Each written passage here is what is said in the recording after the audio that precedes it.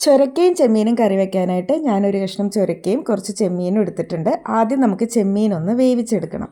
അതിനായിട്ട് ഒരു ചട്ടിയിൽ 1 കപ്പ് വെള്ളം ഒഴിച്ച് കുറച്ച് ഉപ്പ്, 1 ടീസ്പൂൺ മഞ്ഞൾപ്പൊടി, ഒരു ചെറിയ കഷ്ണം കുടംപുളി ഇത്രയും ചേർത്ത് ചെമ്മീനൊന്ന് നന്നായിട്ട് വേവിച്ചെടുക്കണം.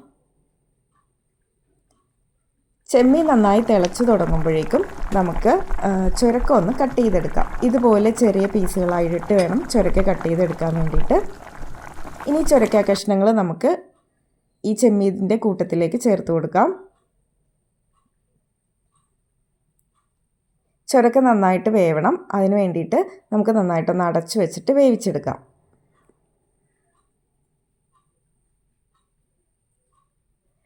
തീ കുറച്ച് വേണം ഇടാനായിട്ട്. ആ സമയത്ത് നമുക്ക് തേങ്ങ അരച്ചെടുക്കാം. തേങ്ങ, ചുവന്നുള്ളി, കറിവേപ്പില, മഞ്ഞൾപ്പൊടി, പച്ചമുളക് ഇവ നന്നായിട്ട് നല്ല പേസ്റ്റ് പോലെ അരച്ചെടുക്കുക. ചുരക്ക കഷ്ണങ്ങളെല്ലാം നന്നായിട്ട് വെന്ത് തുടങ്ങുമ്പോഴേക്ക് നമ്മൾ അരച്ചു വെച്ചിട്ടുള്ള അരപ്പ് ഇതിലേക്ക് ചേർത്ത് കൊടുക്കണം.